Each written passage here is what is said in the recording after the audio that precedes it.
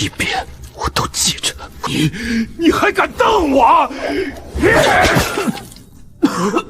我以为国公府最暗的地方是我的院子，原来还有更暗的。六小姐，这大半夜的您怎么？您身子骨弱，这地方安撒，自信冲撞了您。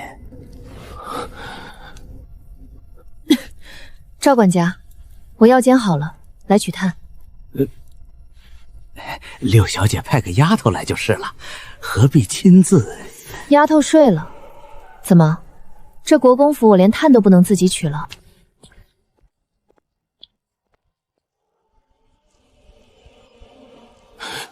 干什么？你腿断了。不关你的事，滚！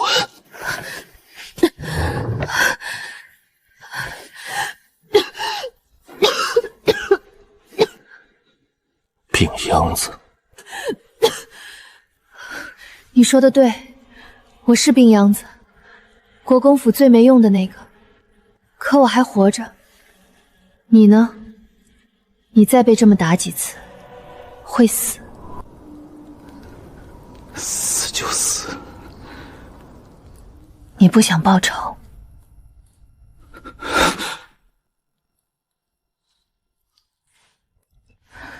金疮药，治外伤的。你腿上的伤今晚不处理，明天就会溃烂。为什么帮我？想报仇吗？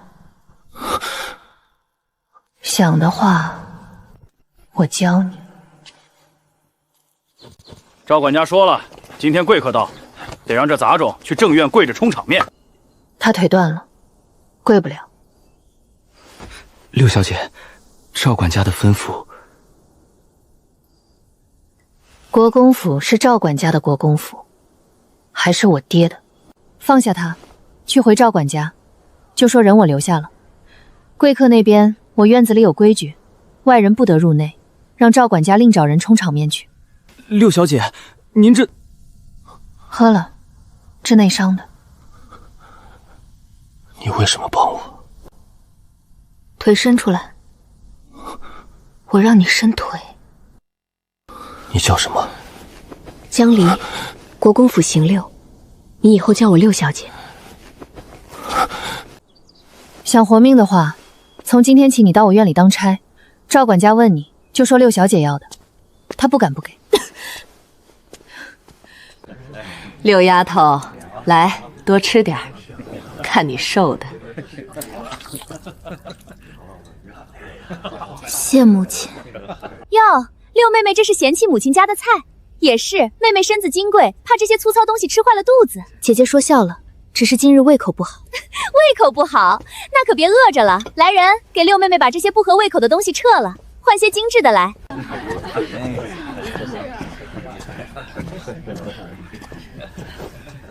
喏，主子赏的。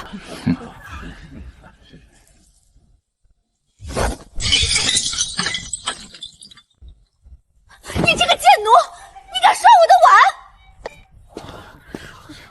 小姐，我学了道新菜，在外面的小长摊上看人做的，用瓦罐炖的鸡汤，放了红枣和山药，回去我做给你吃。那东西养胃，对咳嗽好。萧爷，跪下。是。我的狗轮得到谁打谁赏。萧爷，起来，跟我走。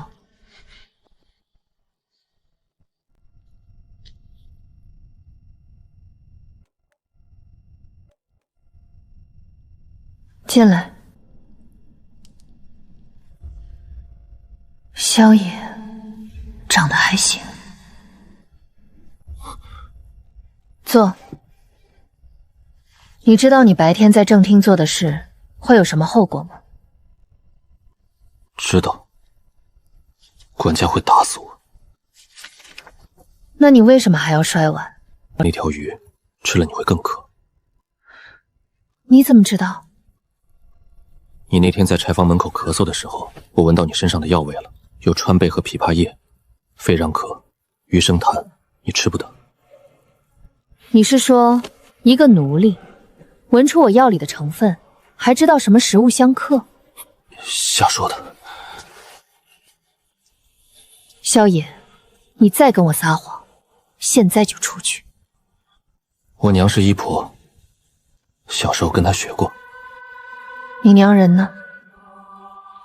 死了。过来。你认得字吗？认得一些。念。萧野。一个奴隶，识字，闻得出药味，后背有虎头烙印，他到底是什么人？你过来，这张纸上的内容你给我记下来。你在查你家人？不然呢？等着他们毒死我。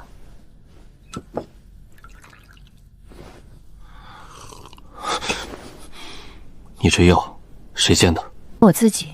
怎么了？不对，这药味道不对。川贝和枇杷叶的分量是对的，但里面有朱砂的味。朱砂磨粉混进药里，少量服用不会立刻毒发，症状就是咳血、消瘦、白天无力、夜里汗。江离，你被人下了慢性毒。我知道。你知道？10年前就知道了。我娘死的时候，我躲在柜子里，看到他们在她药里放了东西。从那天起，我就没喝过别人接手的药，但他们还是会找机会换我的药材，污染我的水源。10年来，我一直在防，但防了10年，毒还是进了身体，所以我才问你，你想报仇？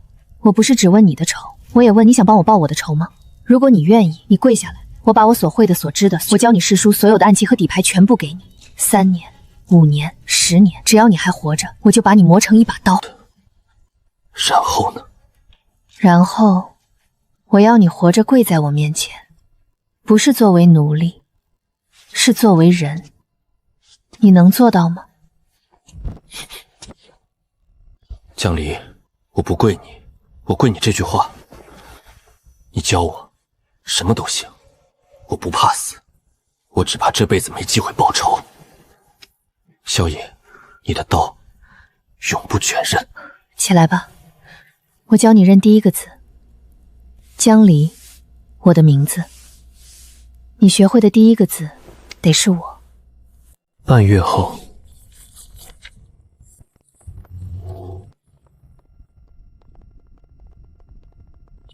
六妹妹，出来！父亲有令，搜你院子，御赐玉佩被盗，有人指证是你偷的。父亲上月蒙圣上赏的那块盘龙玉佩，今早不见了。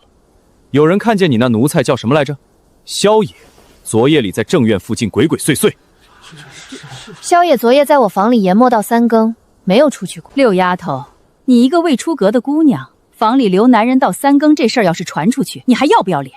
让开，搜！母亲，我院里只有1间房，1张榻，你要让这些男仆进去搜我的归府？怎么有不能见人的东西？没有，但女儿身正不怕影子斜，大哥的院子也一并搜，免得人说闲话，说大哥栽赃亲妹妹。你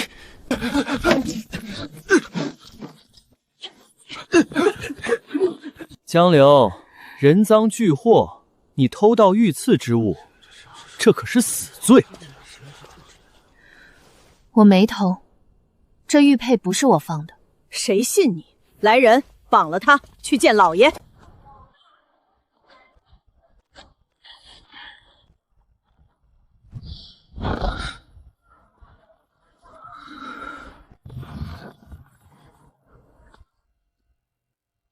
第3块砖往里按。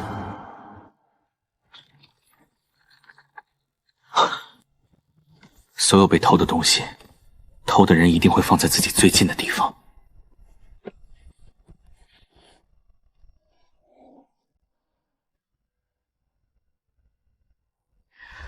老爷，这孩子怎么做出这种事？御赐玉佩也敢偷？父亲，玉佩不是我偷的，那锦盒里的玉佩是假的。你说什么假话？众目睽睽从你枕下搜出来的，竟敢说出这种话！假的？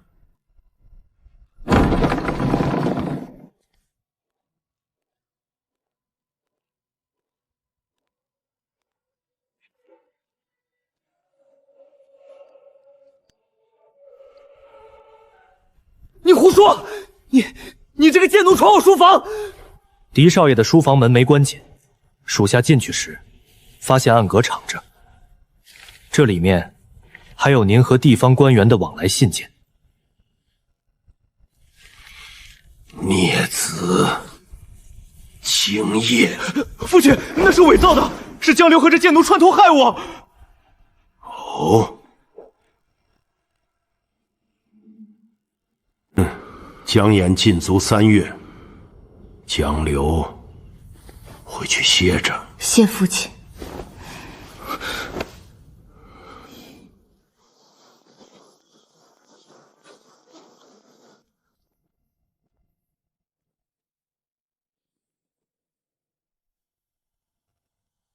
下次翻墙，用工具。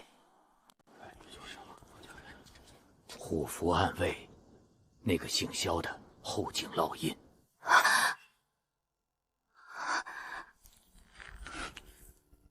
国公，久闻贵国高手如云，我东周虽是小邦，但也有几个不中用的护卫。今日趁兴，不如切磋切磋，也助助酒兴。陈太傅客气了，国公府粗人几个，怕伤了贵使的脸面。无妨无妨，点到为止。来啊，阿苏。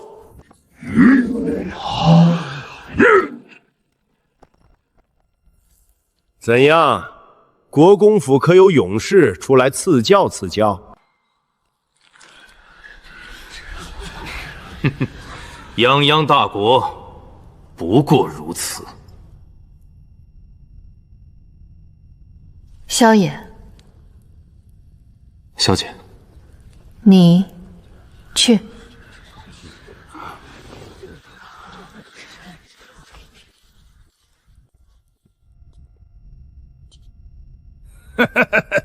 你细狗一样，回去吃奶吧。请。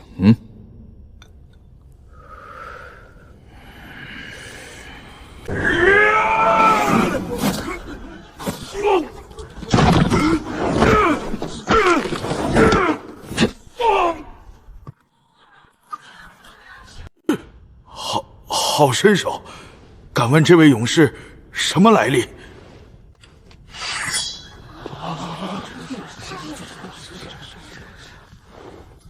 小姐，您的剑。陈太傅，我府上一个下人略通拳脚，贵使远道而来，今日以武会友，点到为止，莫伤了和气。国公府深藏不露，佩服。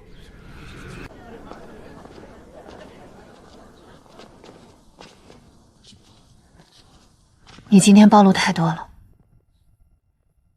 你的命令。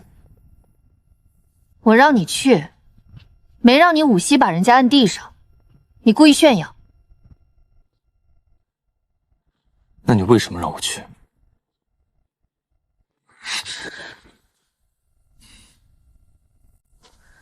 你后颈的烙印是什么？没什么。你不说我也查得到。虎符暗卫，5年前被灭门的忠烈之后，你姓萧，你是萧定断的儿子。我查了你，你的烙印、你的药位、你识字。萧定短5年前虎符暗卫统领，因谋逆被满门抄斩。但你知道案卷里写了什么吗？查无实据，密旨处决。那不是谋逆，是有人灭口。你爹保了谁？保了我父亲。我父亲反手灭了你满门。萧野，你查到的仇人和我查到的是同一个。你爹？你爹保了他，他杀了你爹，然后他杀了我娘。萧野，这把刀你磨了多久了？10岁那年，全家被杀，我娘把我从狗洞里推出来，她说去找你爹保的那个人，让他护你。我一路爬，一路讨饭，最后跪在国公府门口，自称是逃荒的孤儿。然后我就看见了他，国公。他低头看了我一眼，说：“收去柴房吧。”所以那天在柴房你才那么凶，你不信任何人，但你信了我，为什么？你递给我药的时候手在抖，你说想报仇吗的时候，你也在害怕。你明明那么怕，还是蹲下来了。那你知道我为什么怕吗？因为你眼睛里有火，就知道我看到那团火的烧死所有人，要么被人烧死，我不能让你被烧死。从今天起，你不是我的奴才，你是我藏着的人。我教你，你学。终有一天，我带你站到你该站的位置上去。那个位置在哪儿？国公坐的那个位置，他欠你家的，欠我娘的，欠我们的，你去做，我陪你。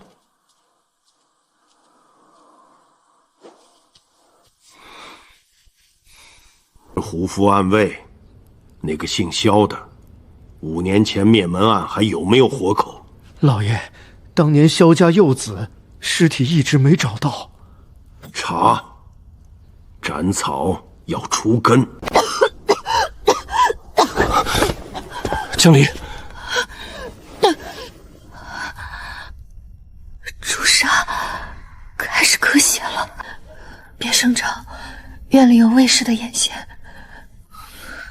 你这样撑不过今晚，我去请大夫。福音是卫士的人，他来了，我的药方会传到他耳朵里。他知道我在反推解药了，我就活不过下个月。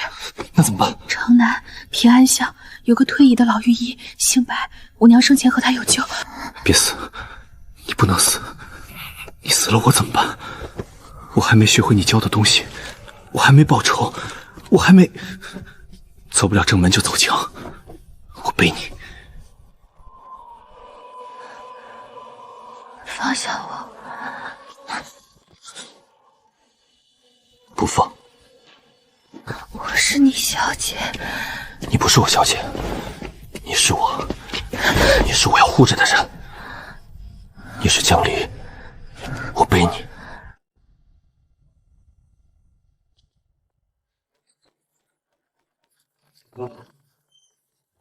她是江离，国公府6小姐，江夫人柳氏的女儿。进来，进来，快！朱砂，3到5年的量，心肺都伤了，谁干的？他嫡母。啊，柳娘当年也是被毒死的，我那时候救不了她，如今她女儿，哼，天意。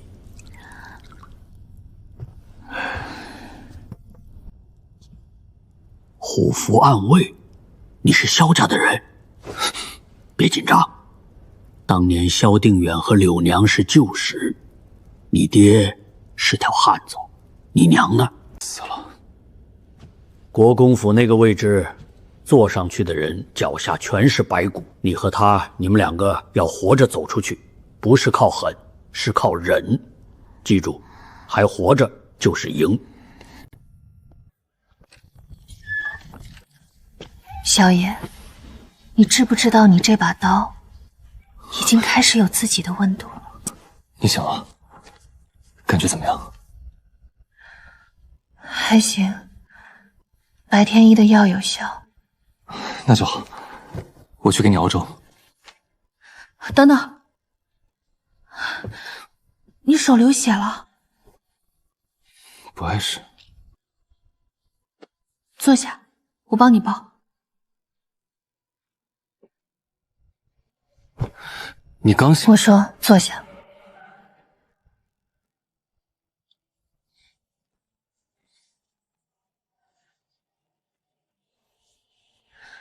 下次别背我了，你也会累。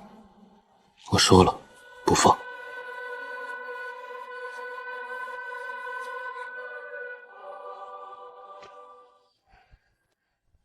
国公的人在盯梢。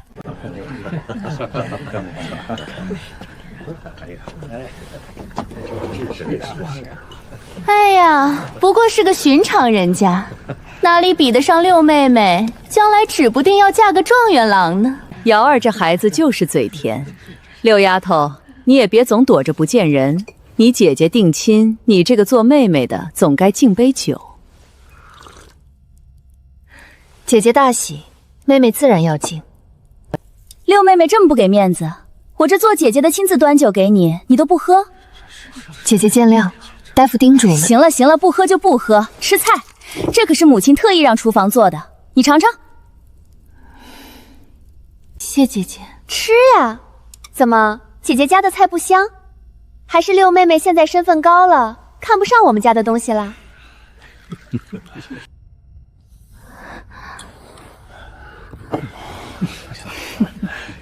它不能吃鱼，它渴，肺热。你一个贱奴！我跟我妹妹说话，你插什么嘴？小姐，我说过给你做那道新菜。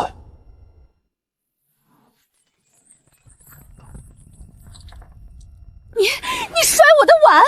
你这个贱奴！来人，把他拖出去打死！狄小姐，你家的鱼，江烈从头到尾没动过。那条鱼是河鱼，红烧加姜蒜，对她肺治可是毒药。她是我家小姐，你也不配让她低头。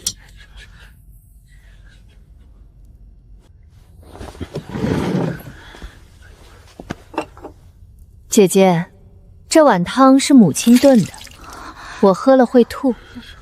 既然姐姐这么喜欢看人吃东西，不如姐姐替我喝了。不是我不给姐姐面子，是姐姐扔给我的东西我咽不下去。你摔我的碗，谁准你摔的？你下不了手，我帮你下。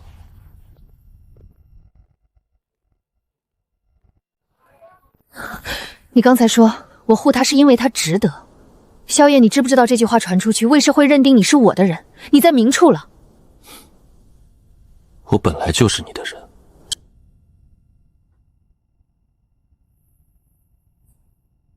你刚才嘴角笑了，我看到了。我没有。你有。你看我摔碗的时候，你笑了。萧夜，你是第一个在我家宴上替我摔碗的人。那就做第一个，以后每一次我都替你摔，摔到再没人敢往你碗里加东西为止。老爷确认了，萧家孝子活口，就是那个姓萧的奴才。5年前那桩旧案，不能犯。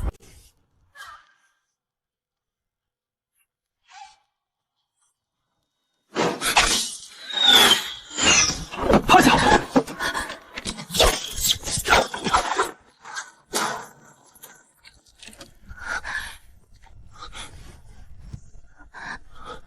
别出来！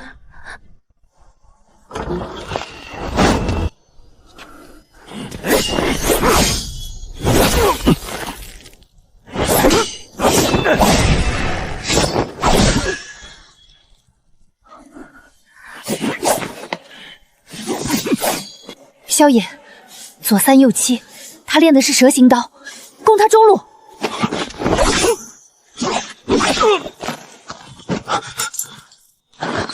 江离，你没事吧？萧野，别怕，刀不卷刃。刀不卷刃，但人会疼。你骗我！你说刀不疼的，你骗我！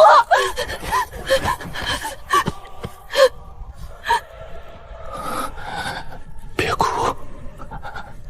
我没哭，我没哭。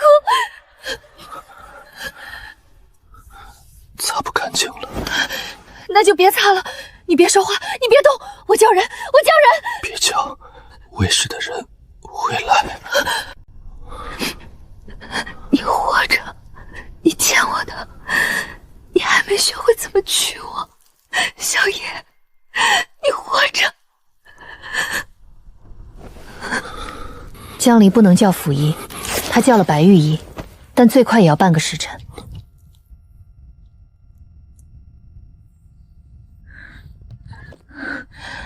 我教你直谋，我教你隐忍，我教你变成一把刀，但我没教你挡剑，谁让你挡的？你死了我怎么办？那把刀不能卷人，那把刀，那是我的人。能熬过今晚就活，熬不过他熬得过，他答应过我，永不卷人，他说到做到。萧野昏迷了3天3夜，江离没离开过这间屋子，他把白玉衣扣在了偏房，不许走。命硬，这孩子的体质非是常人能比，连性子受伤到体是侧着的，他知道怎么用最小面积及最大伤害。他练过的，他从小就练。他爹教的，他爹是萧定远，护肤安慰统领，教他护人，先护要害。你也是他护的。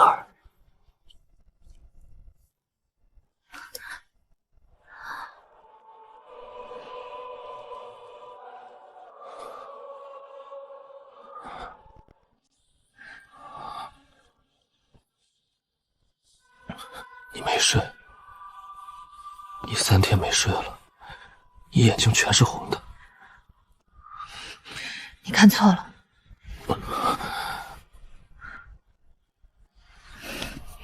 你一直守着我，我怕你死了没人给我磨磨。你明明舍不得。小野，你昏迷3天，你后背3支箭，你差一点就死了。你知不知道你昏迷的时候，你哭了。我没有，你看错了。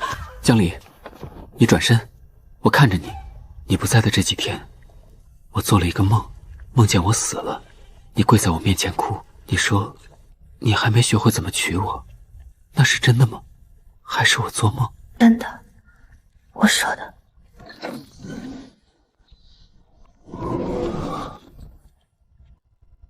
我学，你教我，一点亮色慢慢稳住，我什么都学。朱砂的毒在家中。白玉医说解药配方还差一味引子，我撑不了多久了。但萧野，他要活着，他得活着学会怎么娶我，然后我才有资格说我教你最后一课，教你什么是好好活着。你回来了。我还能去哪儿？你心跳很快，比刚才快。你学医就学了这些，把脉。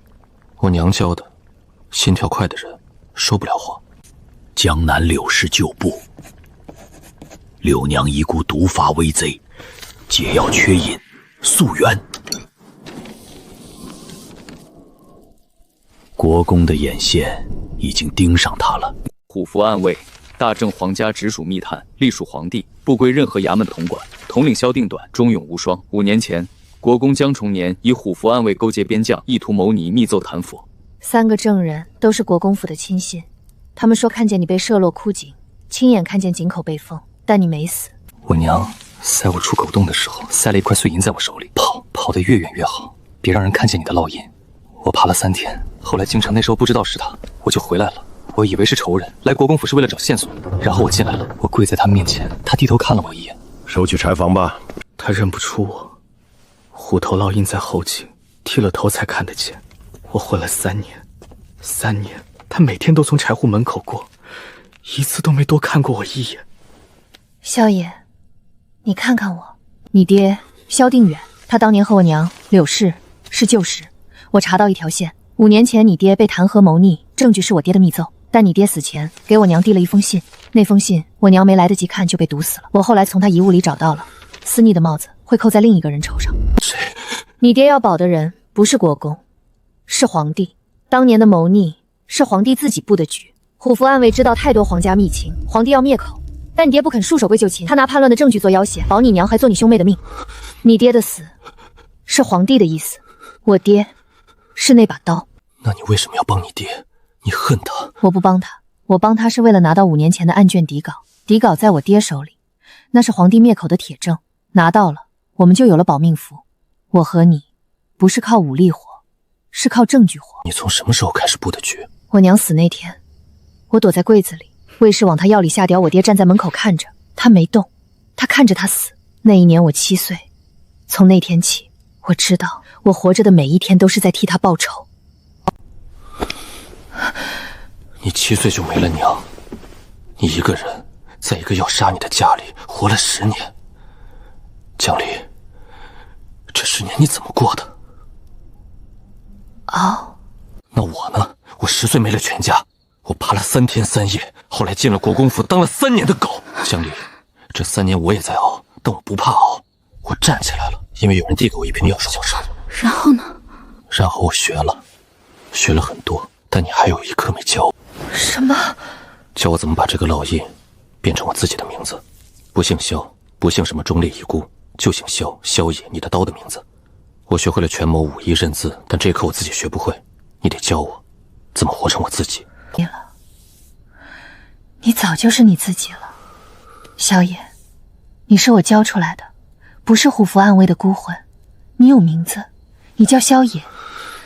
我教你写的第1行字是萧野。江离，你捡到那天在想什么？我在想，这个人的眼睛里有火，我得活下去，看他烧起来。那你现在看到了？看到了。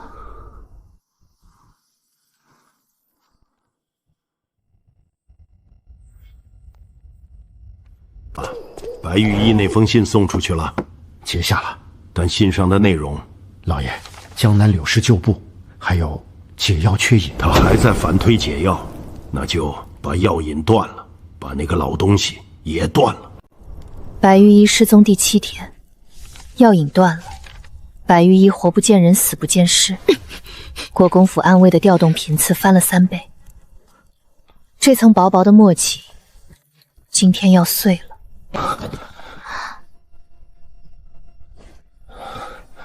江离，你看这个。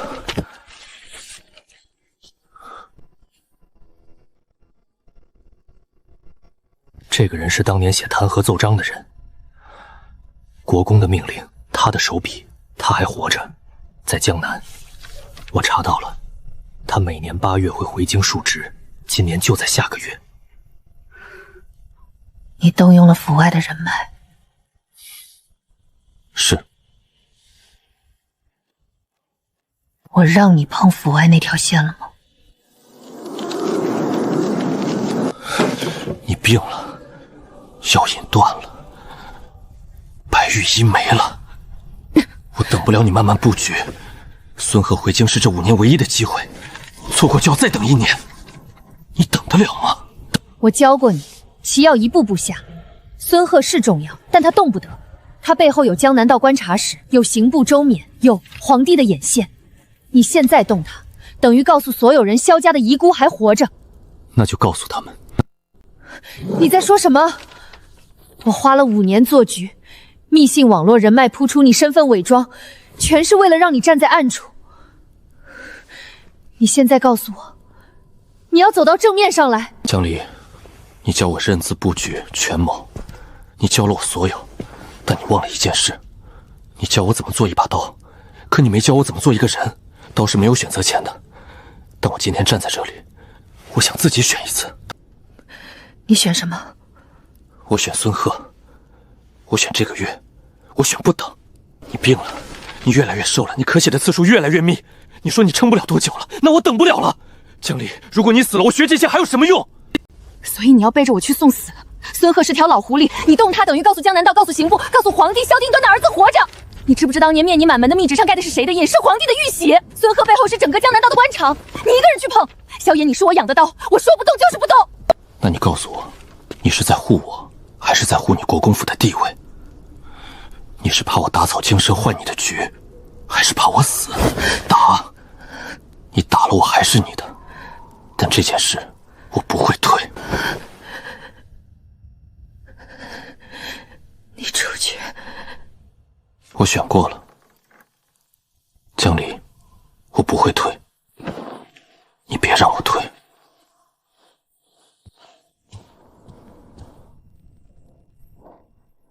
他长大了，他有自己的判断了，我应该高兴。我养的刀终于有了自己的锋芒，但我害怕。我在怕什么？怕他走错，怕他死，还是怕他不再需要我了？他写那个圈的时候手一定很重。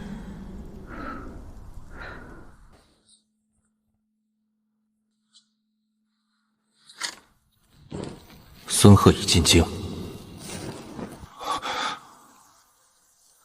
有人在帮他，谁？3天后，萧也不知道我来了。这位小兄弟，你说你是故人之后，什么故人？家父姓萧。哪个萧？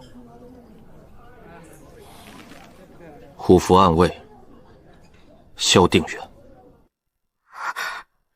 萧爷，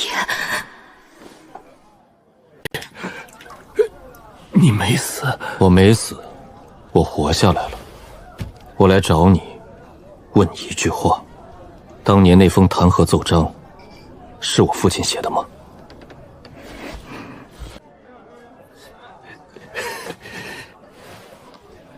你父亲没写，是国公让我写的。底稿在国公手里，现在应该在江南道观察室的密钥库里。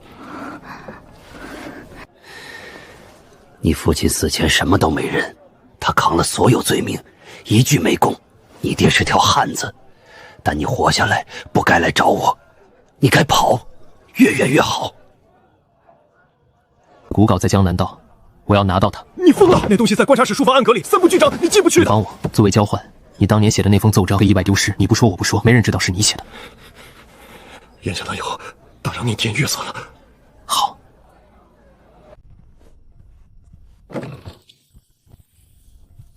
江离，你怎么不开灯？你今天见了谁？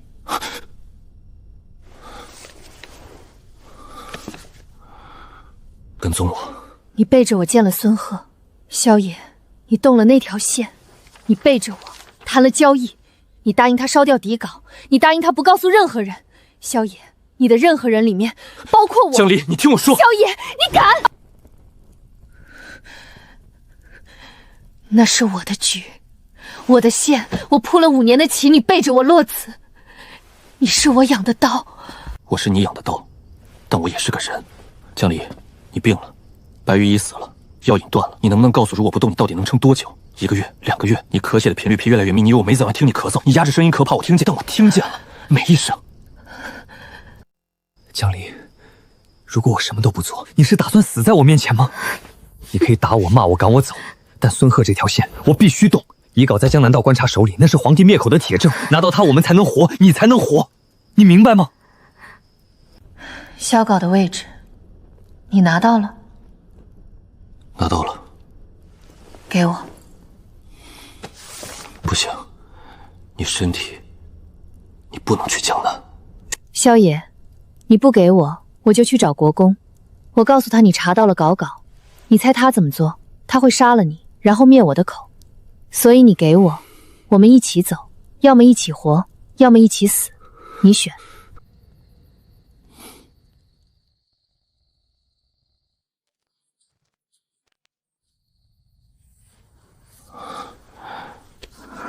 一起活，我选一起活。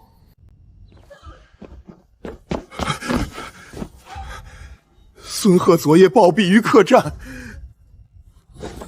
谁动的？查不到。孙贺死前见过一个人，一个年轻人，画像画出来了，像萧野。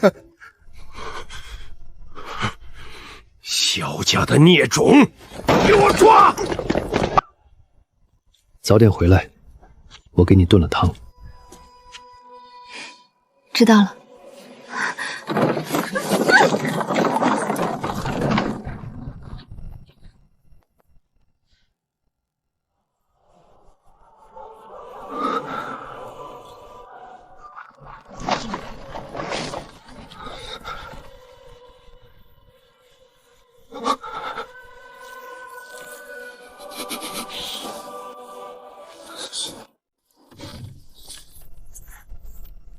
三皇子要逼国公表态，最直接的办法，动国公最忽略的庶女。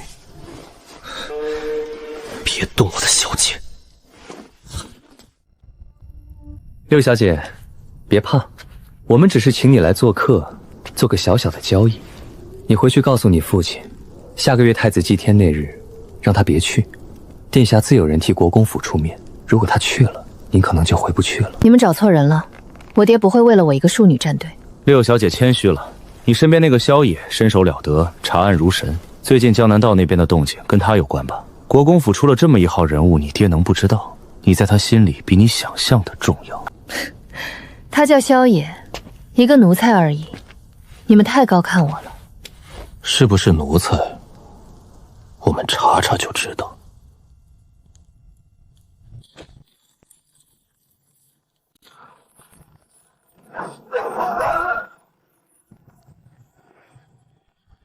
他叫萧野，不叫奴才。你有意见？你怎么找到这里的？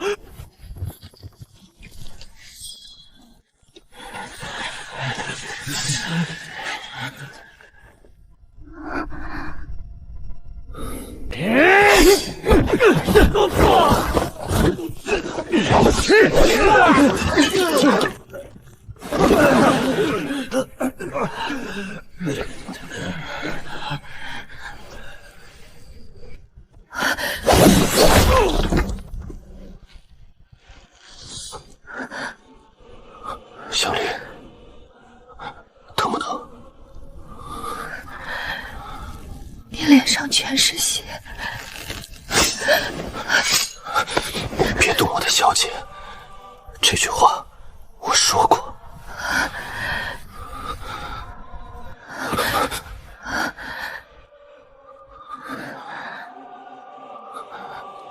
你吓死我了。我知道你会来。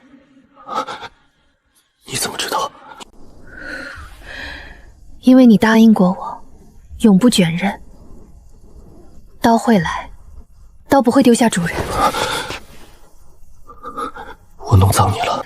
那你别动，让我抱一会儿，就一会儿。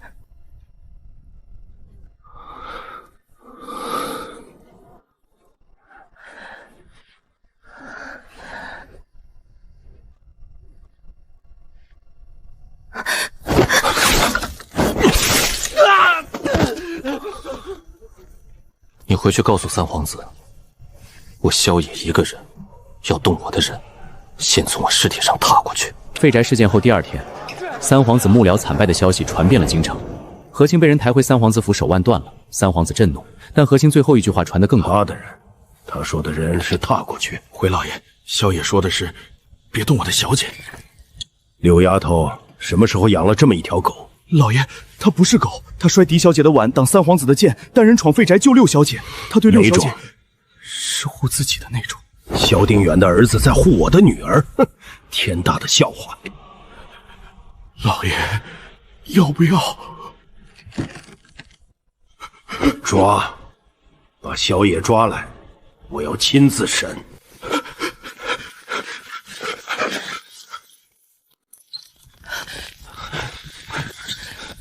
放手！我的人，谁准你们动我的？六小姐，老爷有令，只待萧野问话，您别让老奴难做。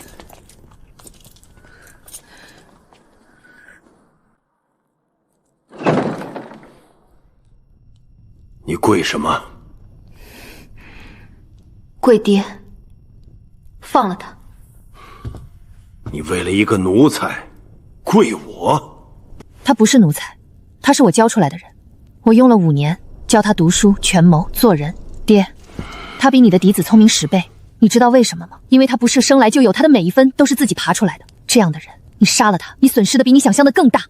他是萧定远的儿子，你知道这意味着什么？他身上流着叛逆的血，他爹是皇帝亲手点名的逆臣。当年为什么要保我娘？你后来杀他，是因为你发现了什么？你怕他萧野，你怕他翻出5年前的旧案，翻出你的底牌。你打了我10年，从我娘死的那天起，你每次打我，我都记着。今天你再打我一巴掌，我也记着。但你记不记得，你打我的时候，我从来没哭过，1次都没有。你知道为什么吗？我怕的是你太弱，弱到要靠杀功臣、杀忠良来做你那个位置。滚出去！爹，你教过我不要手心向上跟人要东西。那我现在跟你说的每一句不是求，是我在告诉你，萧野是我的人，你动他，我会让你这10年坐的位置变得谁都坐不稳。我是你女儿，我像你，你教的。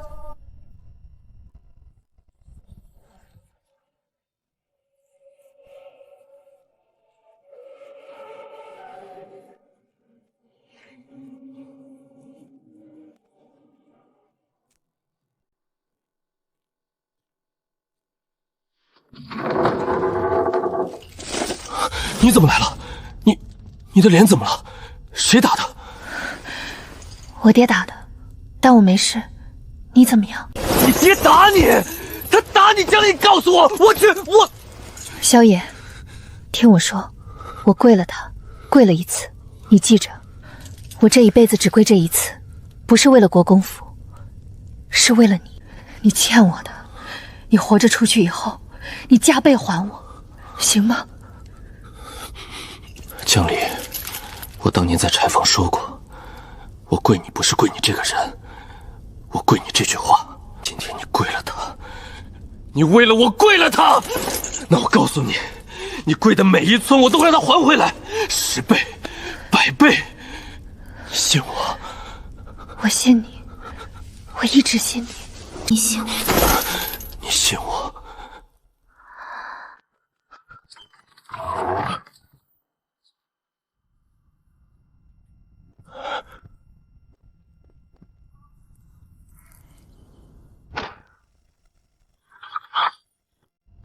你看清楚，这是你当年让孙贺写的弹劾奏章底稿，上写着虎符暗卫谋逆的所谓证据，全部是编造，你编的，你亲手编的，你害死了我全家。那又怎样？你有底稿，你有证据，你有江南道观察室的密信，你有人证吗？孙贺死了，当年所有的涉案人员说着后能开口的，我就全部清你。皇帝会认自己灭口的错吗？他只会再灭一次口。你说的对，人证没了，但物证不止这一张。你知道我爹死前给递了一封信，你截下了，但你没销毁，你放在你书房暗格里，我看到了。他的名前，你当年的副将，他背着你刘爹的亲笔信。皇帝看过那封信，刀用完了，皇帝会怎么处理？你怎么知道陈清？陈清早就死了。他没死，他活着，在江南，在我手里。昨天我带了底稿回来，也带了他，他在门外。将军，好久不见，你还记得我这条胳膊吗？我把一把刀磨了5年，今天这把刀终于站在了他该站的位置上。我回来一稿拿回来了，陈清也带回来了。你背着我去了江南，你让我自己走，我没走，我走了，但我回来了。那封密信上说的是孙贺已进京，是谁给你的？他一直活着，就陈清等了我10年。所以那个比我先找到孙贺的人，不是你的人。是你的人，我的人。你留着我枯掉的花做什么？你鬓边掉的，我捡的。枯了也是我的，你不准扔。不扔，你的东西我什么都留着。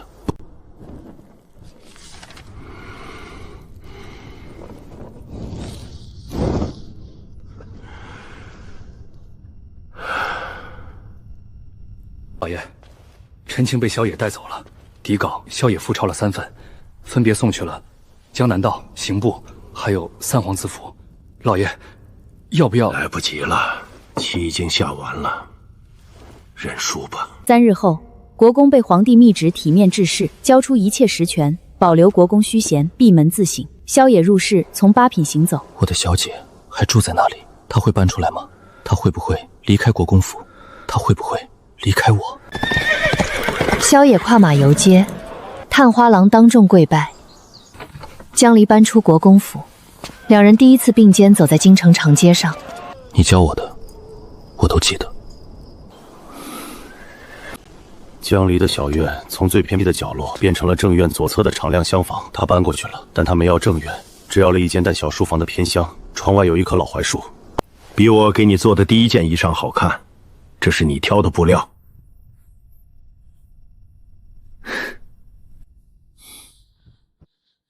给你。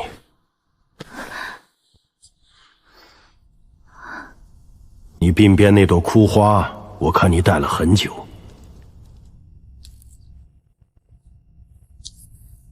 萧野没有戳穿他，他看着他鬓边那只银簪，他打了3个月，磨废了2块银子。你记得？国公治术3个月后，府中格局已变。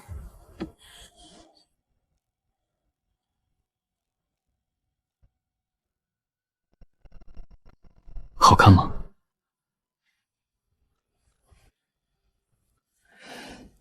还行。这是你挑的布料，不然呢？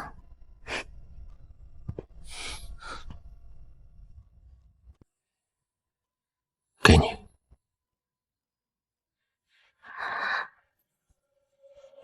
是山茶花。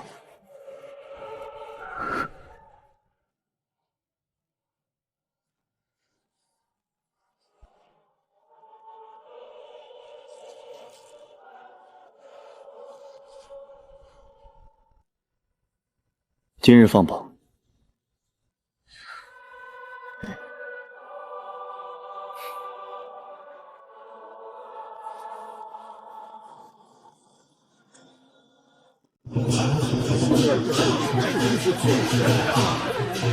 萧野高中探花。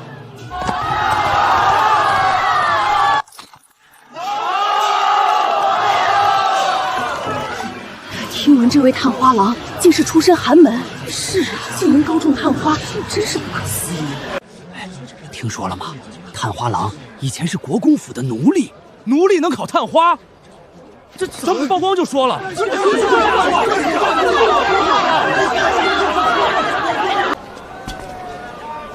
小姐，探花萧野，你的刀，你的刀，从今天起有名字。好看，起来。你在街上跪我，会影响仕途。我考功名，不是为了仕途，是为了站在你身边，不是身后。老爷，只准你管我，别人不行。只准我，别人不行。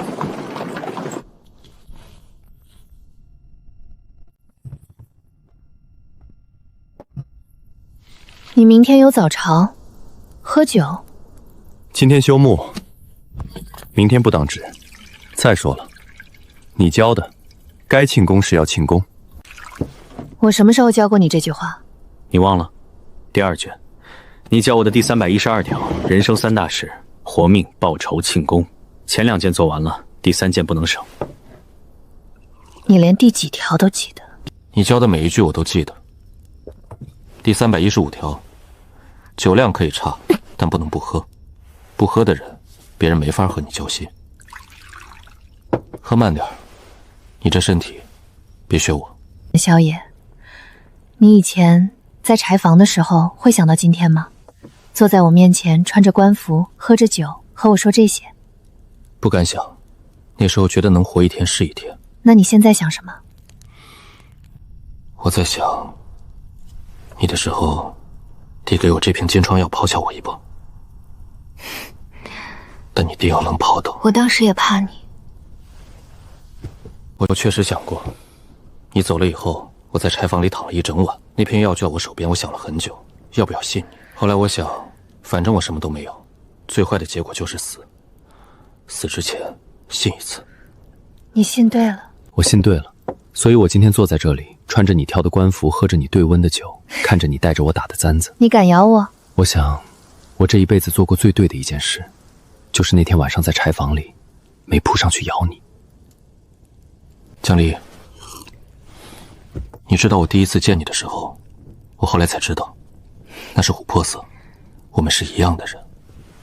你想罗公在官府的机会，我也等到了。我等到了你，教我的我都记得，包括怎么喜欢你。这一刻，你没教，是我自己学的。谁让你学的？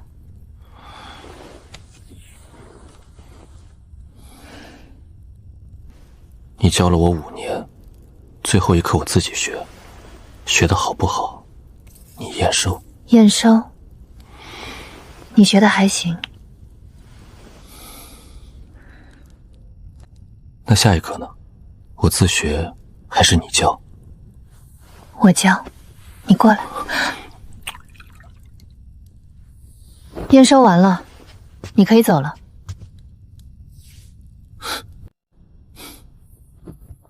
江离，下节课什么时候上？等你学会不问我。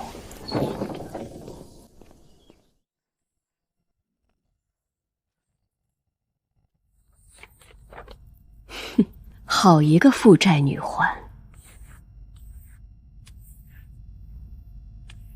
六小姐，久闻大名，今日一见，果然名不虚传。殿下过奖。民女深居简出，哪有什么名气？萧探花是你教出来的，京城谁不知道？一个病弱庶女教出了一个探花郎，这还不是名气？萧探花，你如今是朝廷命官，每日从翰林院下职，是回自己府邸，还是回这里？探花郎住国公府好，很好，礼尚往来嘛。六小姐，这茶是我府上特制的，江南雨前养肺的，你常年肺热，喝这个有益。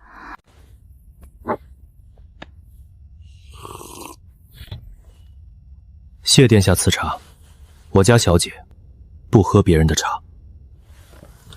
哦，六小姐，你这位探花挺有意思，她是你的人？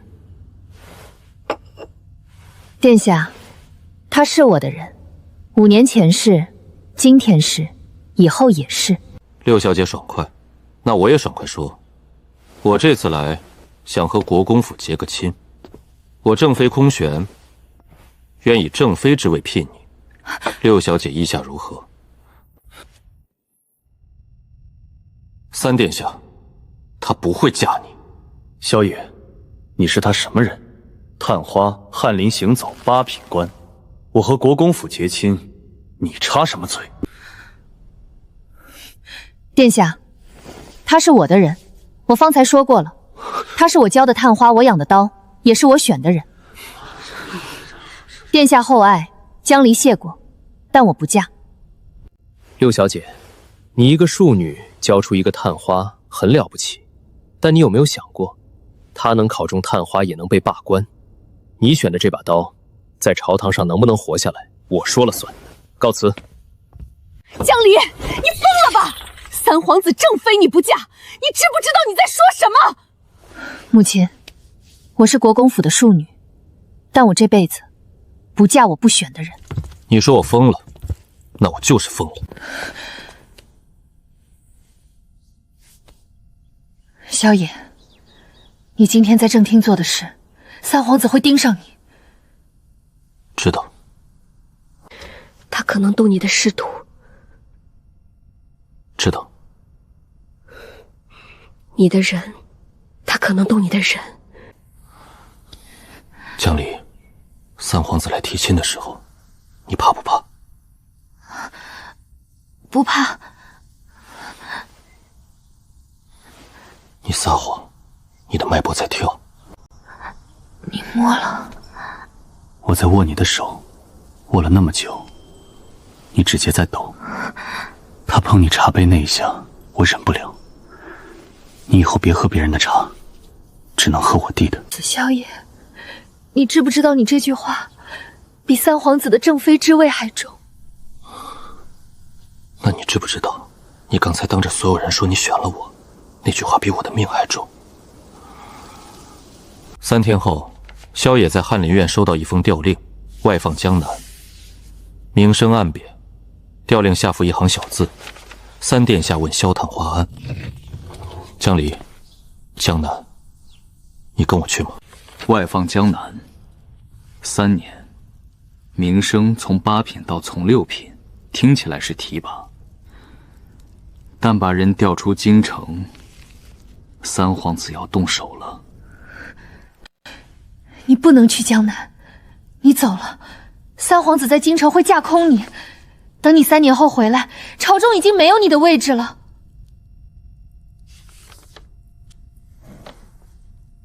那我就不去。抗旨，那是死罪。我不抗旨，我辞官。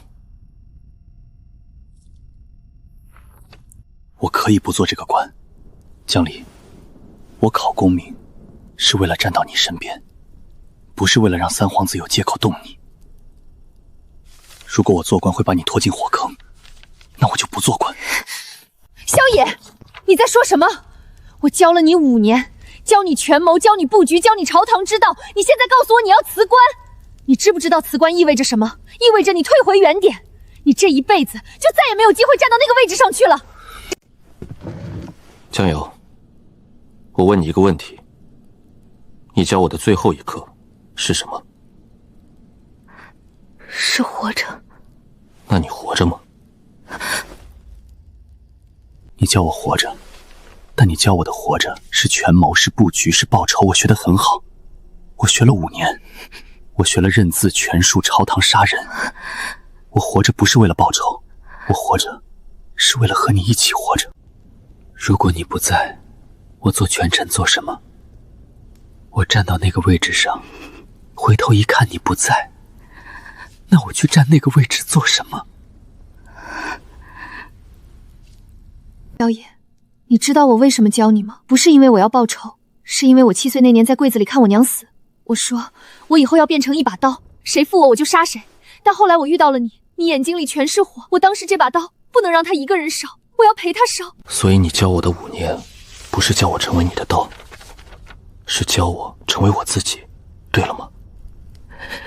对了。最后一刻我不自己学刀了，刀归鞘，我做你的人，你做我的人，行吗？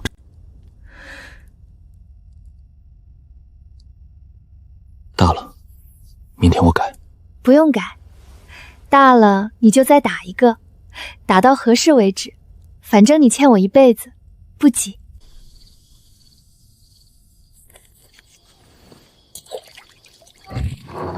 不会。你不会真辞官吧？你教过我，权谋场上退一步是输，我不会输，但我会让三皇子知道，我不是他能动的。你打算怎么做？调令接江南去，但去之前，我要把三皇子拉下来。怎么了？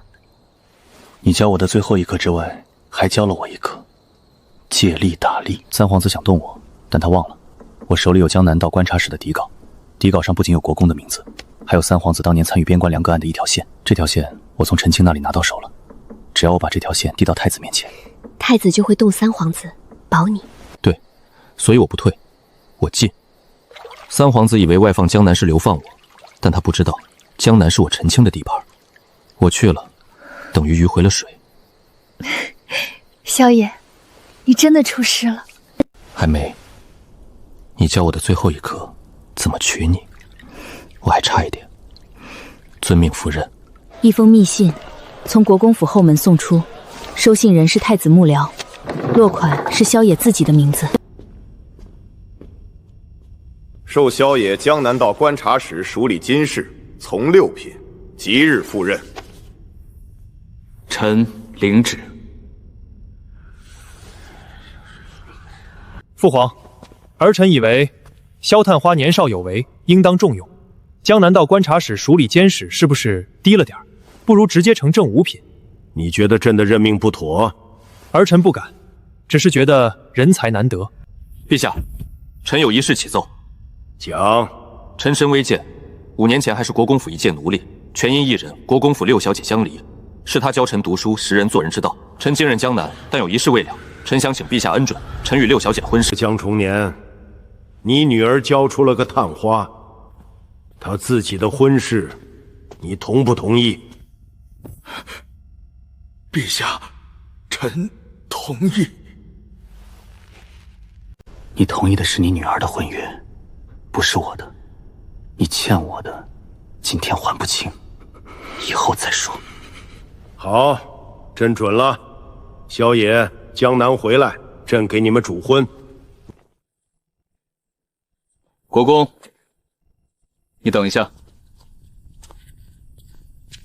我今天不在朝堂上求娶你的女儿，不是因为她值，但你同意也好，不同意也罢，她我会娶萧家满门。我今天不在朝堂说，是因为她是你的女儿，不想让她在朝堂上难堪。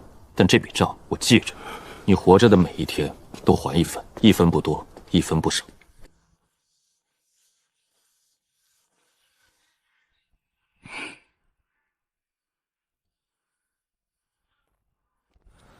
江离，我在朝堂上说了，我要娶你。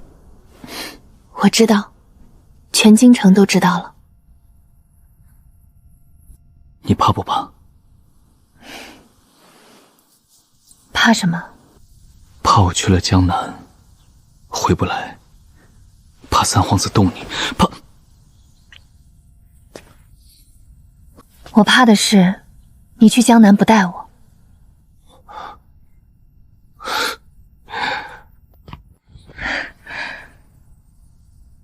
带，我走哪儿都带你，你去哪儿我都跟着。第2天，萧野离京赴任江南。你学会的第一课是什么？怎么跪？最后一课呢？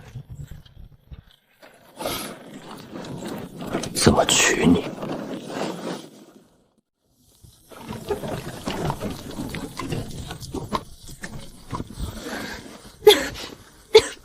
受得了这个时期吗？比京城的干冷好。你专心赶路，别总看我。我看的是路，你坐在我后面，我怎么看得见你？看路。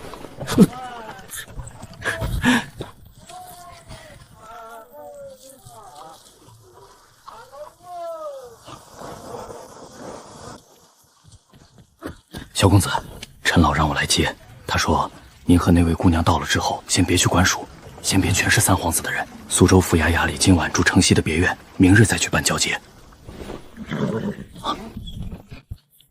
陈老还好吗？不好，上个月被人夜袭伤了又累。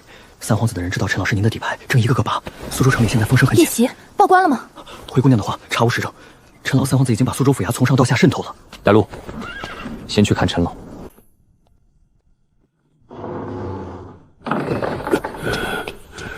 躺着，别动。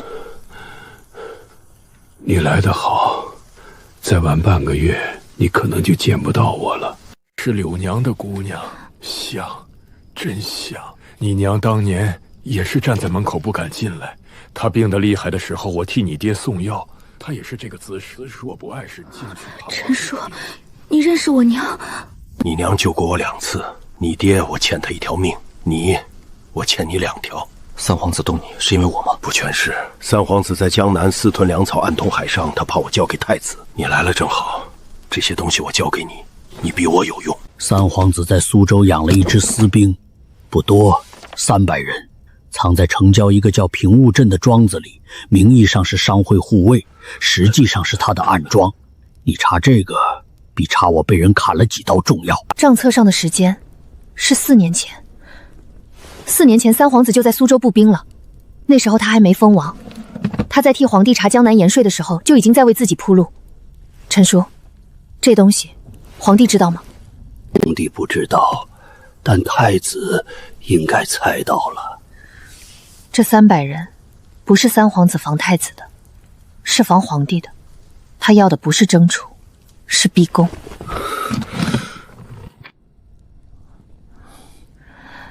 今晚别分析了，你坐船12天，先休息，明天再动脑子。你也是，你赶了12天的车。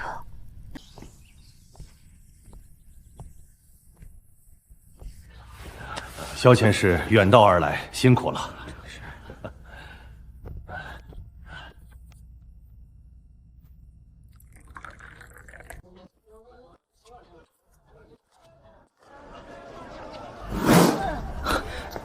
公子，昨晚你们卸下之后，平望镇那边有异动，那300人连夜转移了。平望镇那批私兵转移，不是走漏风声，是有人提前安排了。账册上最后一笔支出是平望镇各庄遣散银，时间是4天前。三皇子在你去府衙之前，就已经知道有人会查。所以泄密的人在陈清身边。陈清身边的人，赵七吗？赵七跟陈清20年，他爹是虎符安卫的旧部，死在5年前，他不会。那就只有一个人，陈清的内宅管家，姓钱，你查过他吗？你动脑子的时候别咬嘴唇，会破。你管我咬不咬嘴唇？你去查钱管家。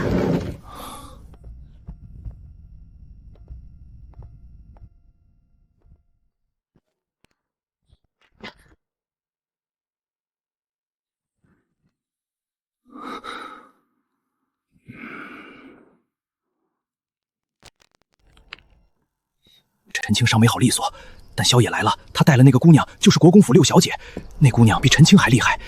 账册给他看了3眼，就翻出了平望镇的事。三殿下说了，账册一定要拿回来，拿不回来就烧，包括那个别院，连人一起烧。动手之前，先确认退路。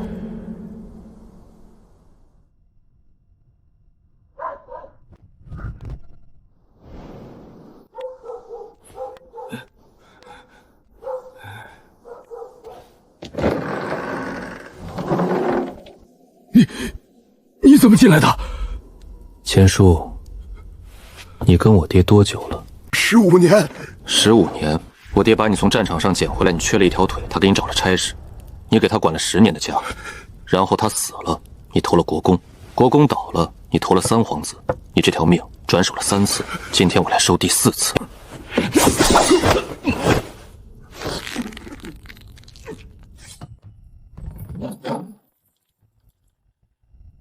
记不记得我爹怎么把你从死人堆里拖出来的？我爹把他自己身上那件甲胄脱给了你，你才没冻死。那件甲胄，我娘后来洗了3天才洗干净，甲胄上全是你的血，我爹的甲胄。你穿着它活了15年，然后你要烧死我，烧死他儿子。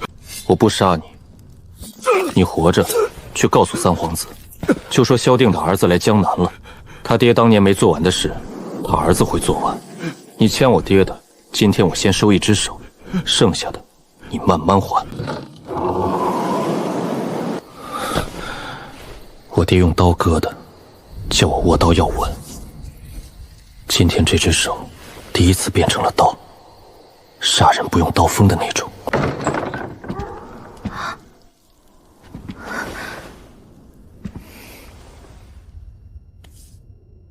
你手上怎么有血？不是我的。那是谁的？钱管家的，他给我爹当了15年管家。今天他告诉我，他要烧死我，我断了他1只手。疼吗？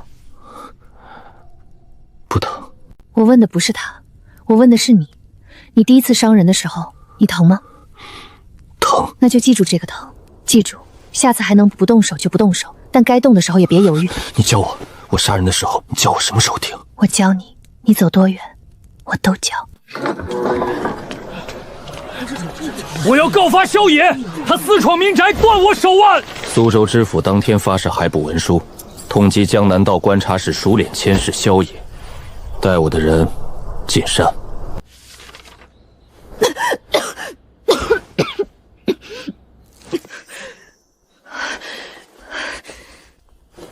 江离，我找到新线索了。平望镇那群人不是转移了，是分散藏进了。你怎么了？你手帕给我看。没什么。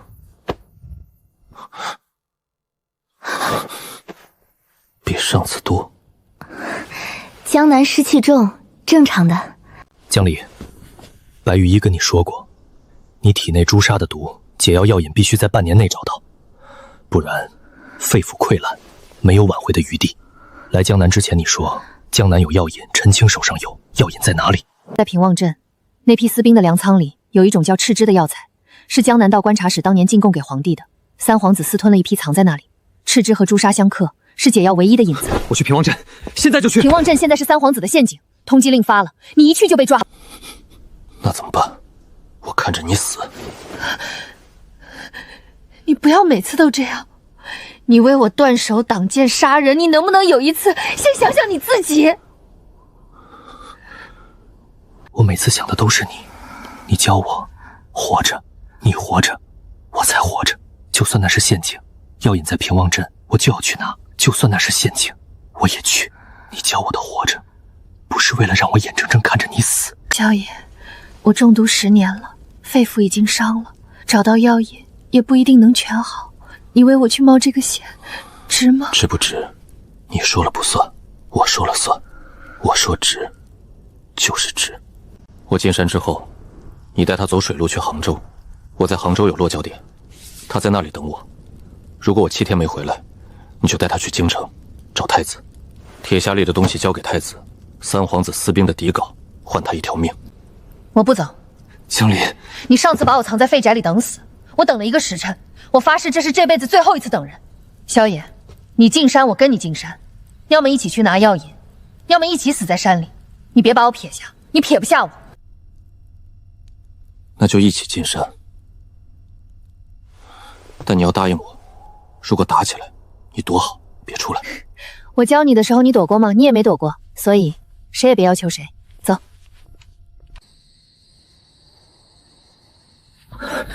陈老说，如果有一天您要和那300人正面碰，这条山路是唯一的突破口。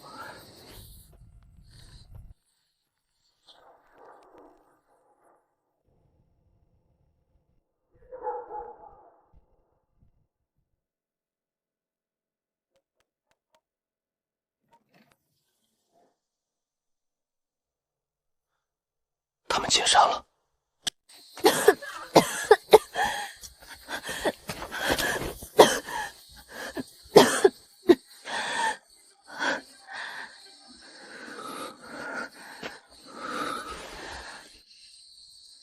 你做什么？上来，我背你。你背着我怎么打？我没打算打，我背着你跑。跑得过300人？跑不过也要跑。你教我的，跑不动就爬，爬不动就滚。活着回去，比什么都重要。我背着你滚也得滚出去。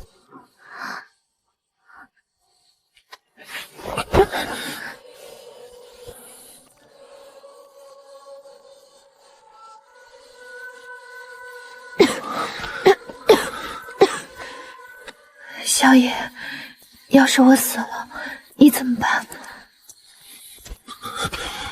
你不会死。你就说怎么办？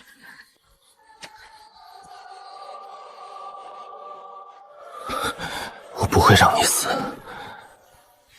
这句话不是哄你，是事实。我可以不当不要命不做人，但你不能死。你死了，我学了5年的东西就没意义了。我站起来，不是为了自己站起来，是为了你教我的那些还能继续。如果你不在了，我站着有什么用？后悔那天晚上在柴房里蹲下来。我如果不蹲下来，你现在还是那个奴隶，不用跟我进山，不用帮我报仇，不用杀人，不用通缉，不用背着一个快死的女人在夜山里跑。你本来可以做一条简简单单的狗，你选了做人，做人太累了。你再说一遍。我后悔了，我后悔把你卷进来。完了，你捡了我，我就赖你一辈子。你叫我认的第一个字江离，我学了1个月才写降样，我每天写100遍，写了3年，现在闭着眼都能写出来。你教我读书权谋做人，你教了我所有，现在你跟我说后悔。江离，你以为你教的年是为了什么活着？就为了你。你现在说后悔的那些太晚了，我已经变成人了，变不回去了。那你放我下来。不放。我走不动了，你抱着我怎么赶路？我抱得动，你轻得很，比当年被你攀墙求医那次更轻了。我抱你到天亮，你睡，我走。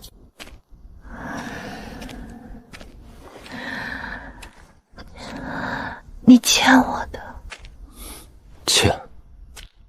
欠一辈子。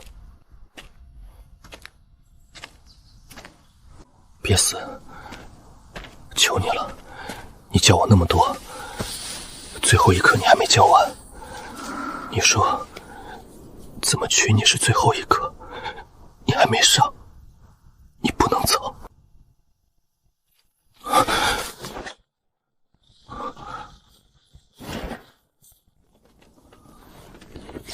江离，你别睁眼，我出去一下，很快回来。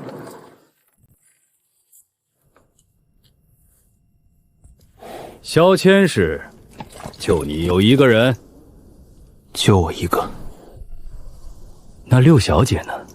应该在庙里吧？萧爷，她病着不动。3殿下说了，你交出战马，交出铁匣，要先过我。他留你一条命，你会拿绢囊道到灰金门，六小姐跟他签誓，你活非他也活，你死，你选。铁匣和地图给你，但江路你带不走，他是我的人，不是筹码。萧爷，你一条命挡300人，你挡得住？挡不住也要挡。你回去告诉三皇子，我萧野今天死在这儿，也不让他被人带走。萧野，把刀放下。你出来做什么？回去。周幕僚，你回去告诉三皇子，我跟他回京，正妃我嫁，条件只有一个，放过萧野，放他回江南道。他在江南做他的官，我在京城做我的妃。两不相欠，如何？江离，你说什么？萧野，你是朝廷命官，我是国公府庶女，你教过我权衡这个局，你死在这里不值得。我嫁三皇子，保住你，你活着比什么都重要，这是你教我的，你忘了？江离，你再说一遍，你看着我说。信我。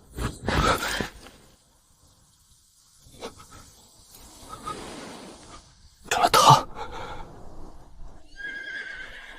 我选了活着，你也选。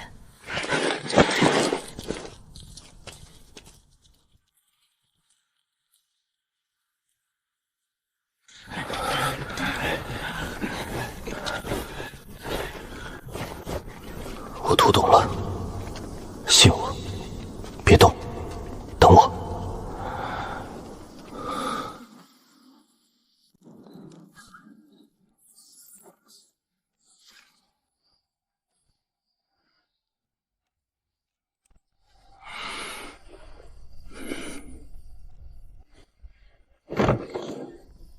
赵七，你是三皇子的人，我知道。但你今天来告诉我这个，平望镇今夜集结，跟我当年一样。为什么？公子只护一个人，护住那个人，他就死不了。我更不配做那个人。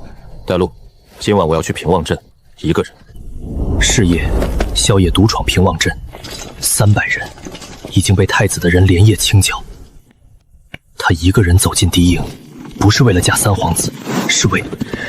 我父亲是你杀的，又如何？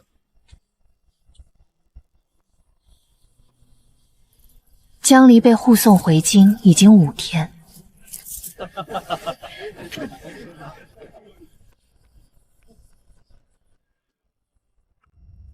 六小姐，你一个庶女，单枪匹马进了三皇子的府邸，带着他的粮仓坐标出来，萧野教你？我教他。江重年养了个什么女儿？他养了一个想活命的人。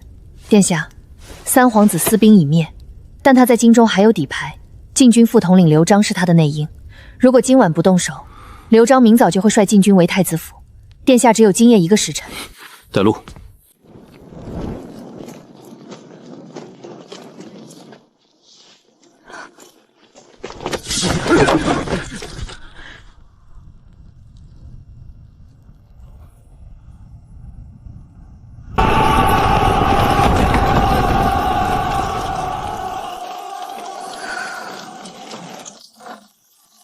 萧野，该回来了。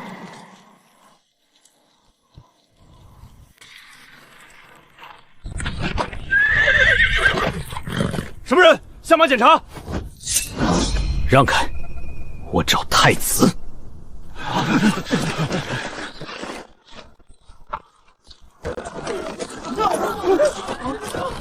好，萧野回来了。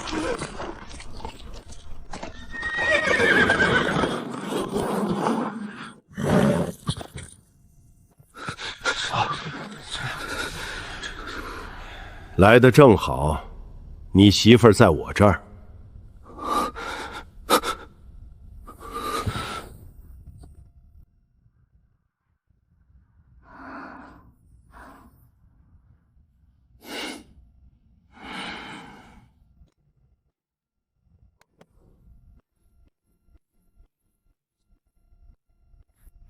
殿下，这是三皇子私兵的全部抵账，还有他通敌江南海上的128封密信，臣在苏州府衙暗阁中找到的。臣以人头担保，每封信都是三皇子亲笔。萧野，你一个人从苏州跑回京城，4天4夜，就为了送这个？殿下，臣不只是为了送这个，臣答应过他，江南回来就娶她。臣回来了，臣现在就要接她。行了，知道你们有话说，出去说，别在正厅里眉来眼去。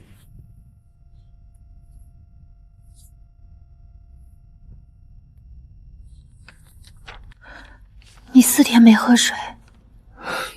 喝了，马喝的时候我也喝了几口。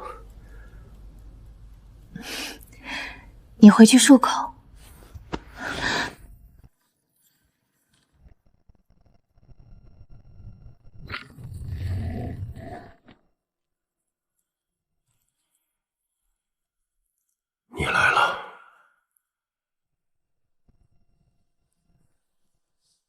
爹，三皇子倒了，皇帝已经开始清算当年虎符暗卫旧案，陈清上了供状，以灭萧家满门的铁证。3天之内，大理寺会来拿人。我知道。你没有什么要跟我说的吗？你娘死的那天，我在门外站着，她喝了那碗药，躺下去没再起来，我没有进去。我站在门口，看着卫士把药碗端走，然后我走了。我走了以后，你在柜子里，你看到了。你知道我在柜子里。你娘毙灵前看了柜子一眼，她看的是你，她没说你，但她看了。我知道你在，然后我走了。我走了以后，你就再也没叫过我爹。你走了之后，我爬出柜子，我爬到榻边，你走的时候没关门，夜风从门外灌进来，吹在我娘脸上，她的头发被风吹动了，你连门都没关，你怕看到你女儿在柜子里看着你毒死她娘，你走的时候连门都不关。我对不起你，对不起你娘，对不起萧家，我做了太多错事，回不了头了。但有一件事，灵儿，你教萧野，你教得很好，你比我强，你以后会过得比我好。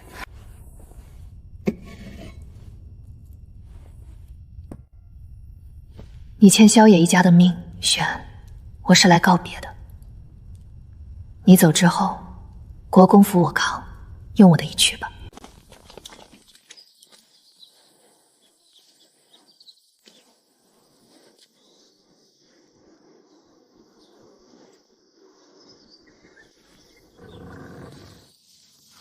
爹。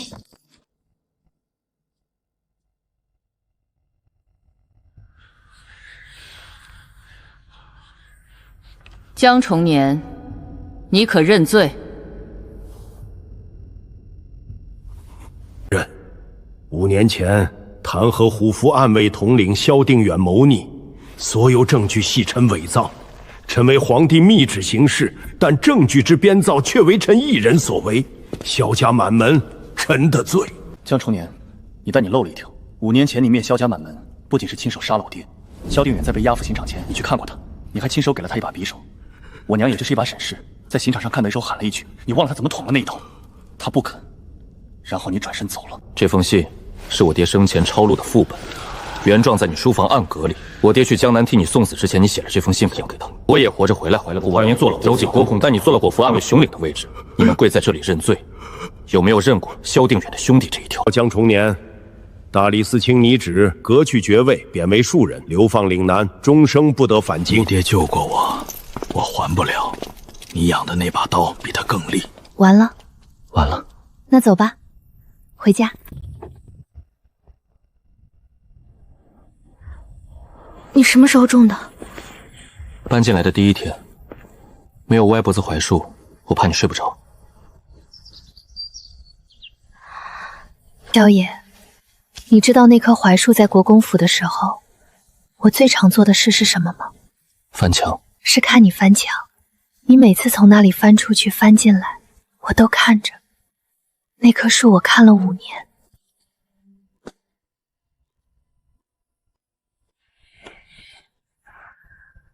那现在你可以看一辈子了。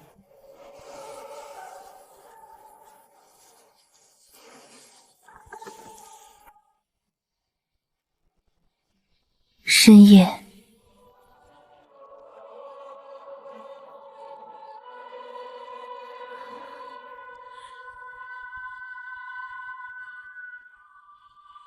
萧野，你有没有想过，你现在是正五品大理寺少卿，太子的人，将来可能进内阁。你娶我，别人会说你是靠女人上位，你的仕途会被我拖累。那就不做了。什么？我说不做官了，我做你的刀就行。你教了我5年，现在换我养你，不是官，是你的人。你养我？你1个月俸禄多少？正5品，每月30两。我每月要钱就要20两。那就换个养法，你吃药我种药，地契上写你名字，你收租，我当差，够不够？萧野，你什么时候学会写我名字的？你教我的第1天我就开始练了，每天写100遍，写了5年。现在闭着眼都能写出来。那你还学了一课写你名字，你写一个我看看。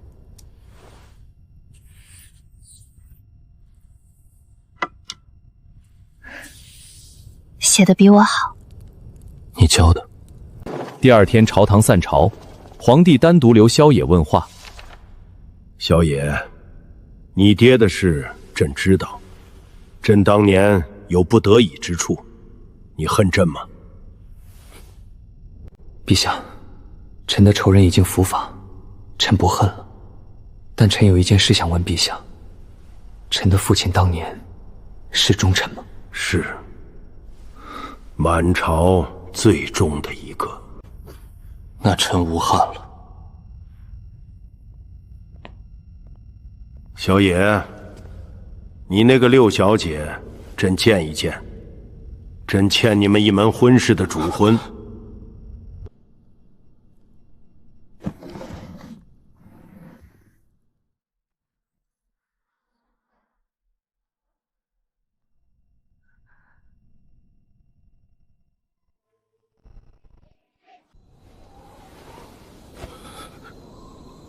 想报仇吗？我教你。教我？我那时候没想过，5年后你会变成坐在我对面和我写名字并列的人。我以为我只是捡了一把刀，结果捡了一个人。大了就再打，打到合适为止。反正你欠我一辈子。大人，吉时到了，该出门迎亲了。你翻墙那刻，我把它种在你门口了，以后不用翻墙了。走正门。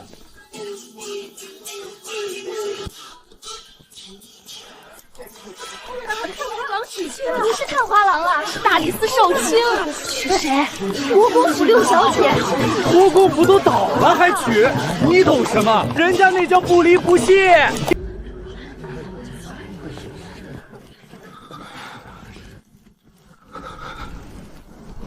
记忆江南冷冽。我想活着。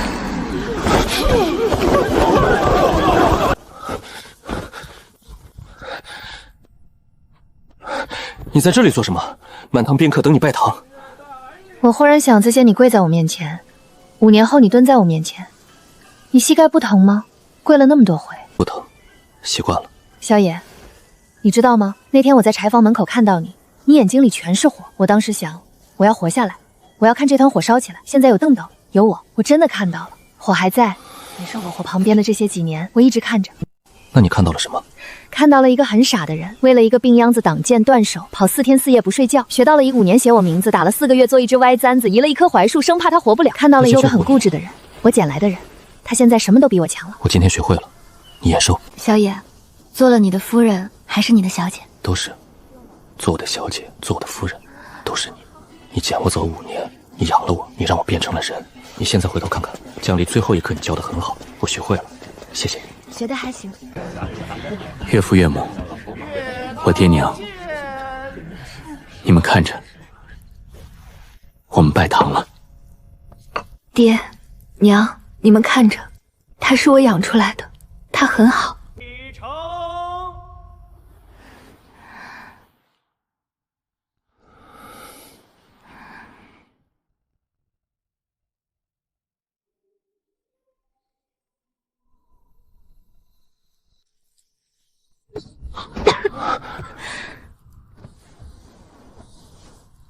你还留着？你给的，什么都留着。萧野，我教你最后一课，不是怎么娶我，是怎么陪一个人走完一辈子。你慢慢学。学，你教，我学一辈子。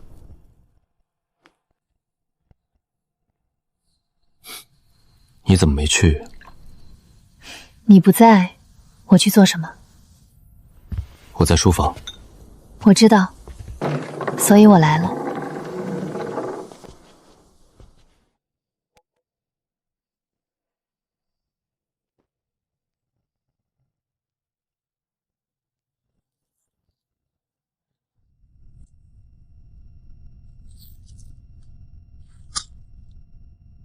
萧野，你还记得我们第一次见面，你蜷在柴房角落里是什么姿势？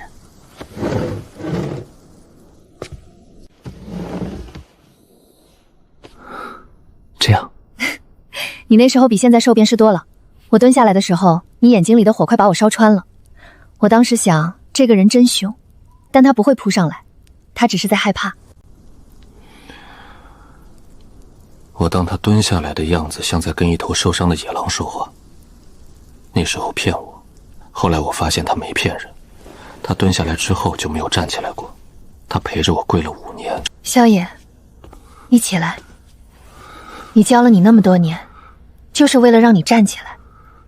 你现在站得很直了，但如果你累了，你就蹲下来，我陪你蹲着。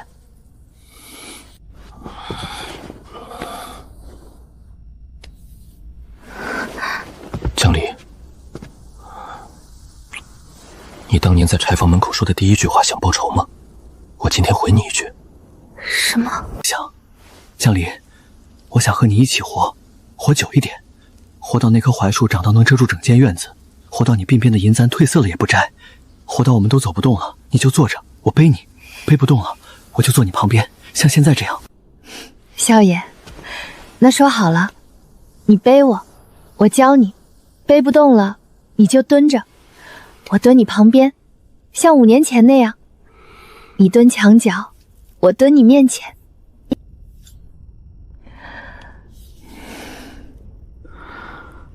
刀归鞘了，人归你了。